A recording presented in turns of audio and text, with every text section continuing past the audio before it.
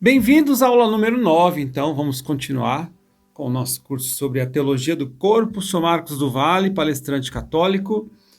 Espero que você esteja acompanhando desde a primeira aula. Estamos falando sobre provavelmente o material mais rico sobre sexualidade da Igreja Católica, que é a teologia do corpo de João Paulo II. Estamos tendo como base este livro, Teologia do Corpo, traduzido para o português. E esse livro aqui também, Glorificai a Deus com o vosso corpo, de João Paulo Pimentel. Esse aqui é mais prático, mais curtinho, e esse aqui mais aprofundado. Você escolhe o que você acha melhor para você estar adquirindo, tá? E hoje nós vamos falar sobre o fatídico tema da castidade, né? Enfim, chegamos nesse assunto na aula número 9. E é um assunto que traz muita luta, muita tristeza, desespero para alguns, principalmente os que são convertidos. E eu quero já começar essa aula com a frase do padre João Paulo Pimentel sobre essa questão da luta pela sexualidade santa, né? Não nos conformamos com os desvios, mas tão pouco desesperamos, porque sabemos que a graça de Deus nos levará ao arrependimento e a ir vencendo no amor, mesmo que lentamente e sem um currículo espiritual particularmente brilhante. Então ele fala que é uma guerra que se vence devagar, você não precisa ter um currículo espiritual brilhante, né? Então muita calma nessa hora e vamos lá. Olha, acredite se quiser, mas existem casais cristãos que tem lá o quadro da Jesus da Misericórdia na parede do quarto, o quadro de Nossa Senhora. E quando vão ter o ato conjugal com a sua esposa, com o seu marido, viram o quadro de costas, né? Como quem diz assim, olha, você dá uma licencinha aí, porque eu vou fazer algo como se não fosse bom, né? Como se fosse algo que Deus não tivesse criado. E é tão bom, Deus viu que tudo era bom, assim no Gênesis está dizendo, que pelo Código de Direito Canônico, a validação de um casamento não se dá no final da cerimônia. Não sei se você sabia disso, né? Todos os sacramentos exigem um contato físico, porque esse é o sacramento, é um tentáculo de Deus para colocar a mão em nós. São 7 tentáculos de Deus, né? Os 7 sacramentos. Tem a Eucaristia, que você põe a mão no corpo, o crisma, que coloca em você o óleo, o batismo, né? E o contato físico do sacramento do matrimônio, que o matrimônio não passa de um outro sacramento. O contato físico é o contato sexual ocorrido depois da celebração do matrimônio. Então, o Código de Direito Canônico não considera válido um casamento que não terminou a cerimônia. Ou seja, após a bênção final, que o casal se una sexualmente. Então, naquele momento, o matrimônio passa a ser válido.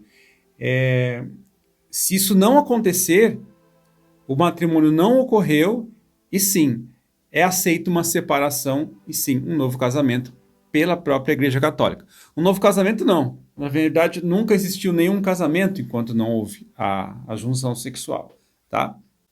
E João Paulo Pimentel vai dizer que o ato sexual é a blindagem do casamento. Para o seu casamento ser blindado, não ser passível de destruição do demônio, precisa existir esse ato dentro do casamento. Então, é importante você rezar o terço em família, é importante você ir à missa, participar dos sacramentos, mas para blindar o seu casamento também é necessário que exista relação sexual. Então, o procedimento é o seguinte, na cerimônia, você diz com as palavras aquilo que você quer para o seu cônjuge. Eu quero o seu bem, eu vou te amar, respeitar, vou ser fiel, vou me dar inteiro a você, vou ser aberto à vida.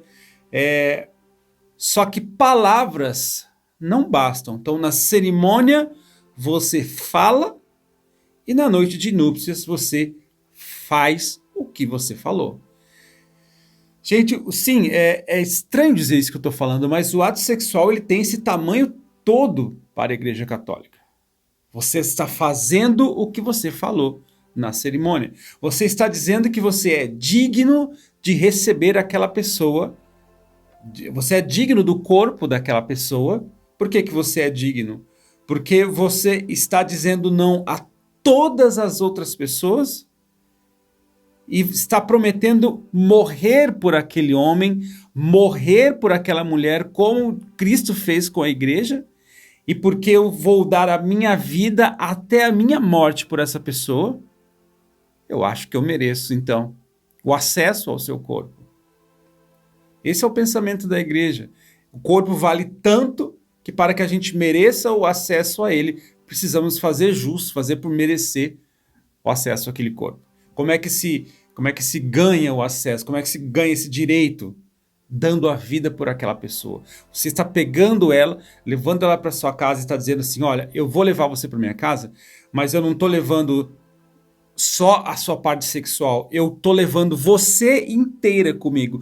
Eu estou assumindo você, estou levando você, os seus complexos, a sua depressão, as suas doenças, os seus defeitos, seus pecados, estou levando tudo para dentro de casa. E eu quero ser canal de santidade para você vencer tudo isso, então eu mereço o seu corpo. Então a relação sexual não é eu dar alguma coisa, como se fala aí, eu dei para... De forma alguma. É muito mais do que isso. Eu me dei. Eu me dei por inteiro. Estou dizendo com o meu corpo aquilo que meu coração está sentindo. Boca fala, coração sente e o corpo faz. E existem muitas passagens bíblicas, e hoje nós vamos falar de uma delas, onde Deus tenta, para ele falar o quanto a gente é amado por ele, para que a gente possa entender isso, ele compara com o que esse amor? E ele não encontra nada melhor do que o amor de um homem por uma mulher, de uma mulher por um homem, num bom casamento. Então, algumas passagens da Bíblia, Deus usa a palavra noiva para se referir a nós. Porque não tem nada parecido. Um termo interessante usado pelo Papa também é o profetismo do corpo. Ele fala que o nosso corpo tem um profetismo. O que é o profeta? Veja, o profeta ele está ali num lugar falando algo que não foi ele quem criou a ideia, não foi dele, ele está falando em nome de alguma pessoa. Então ele fala que o nosso corpo, ele é um profeta que declara o nosso amor pelo nosso cônjuge, mas não é o corpo que ama. O corpo está carregando a profecia do coração. O coração profetiza e o corpo entrega essa profecia. Profetismo do corpo. Guarda esse termo que é muito importante, tá? Nossa, Marcos, mas eu já sinto esse amor todo. Eu não posso, então, pedir para que o meu corpo já profetize esse amor antes do casamento? Meus irmãos, aí nós temos que pensar o seguinte. Vocês não se casaram por que exatamente? Né? O Will Catt, que é o Catecismo para Jovens, vai dizer assim, aqueles que vivem uma vida juntos, já como marido e mulher, moram na mesma casa, não se casam por quê? Será que não é a pessoa querer conviver o resto da sua vida com a opção de sair assim que ela quiser? Então, se eu quero conviver com uma pessoa, mas ter ali sempre à minha disposição, sempre debaixo da manga, a possibilidade de sair assim que eu quiser, isso não é amor de verdade, não. Então, nós prometemos fidelidade, é necessário você prometer tudo isso para ser merecedor. É muito sábio essa colocação do Will Cat. Conviver, muitos querem conviver para sempre com a possibilidade de sair. E no casamento não existe a possibilidade de sair, quando o casamento de fato aconteceu. Então a gente tenta fingir muitas vezes, quem não é cristão, tenta fingir que o ato sexual é uma coisa que a gente vive com uma pessoa, e se não der certo, vive com outra, e se não der certo... Olhe bem nos meus olhos, e eu quero dizer uma coisa para você. Pare de fingir que a sua primeira união sexual da sua vida não significou nada para você, e que aquela pessoa com quem você se uniu sexualmente pela primeira vez, pare de fingir que aquela pessoa não significa nada para você. É uma marca para o resto da nossa vida. E lamentavelmente, nós escolhemos muitas vezes deixar que uma pessoa nos marque sem que ela nos prometa nada. Vou dar um exemplo muito sério para vocês agora. Numa faculdade, um rapaz colou um papel na parede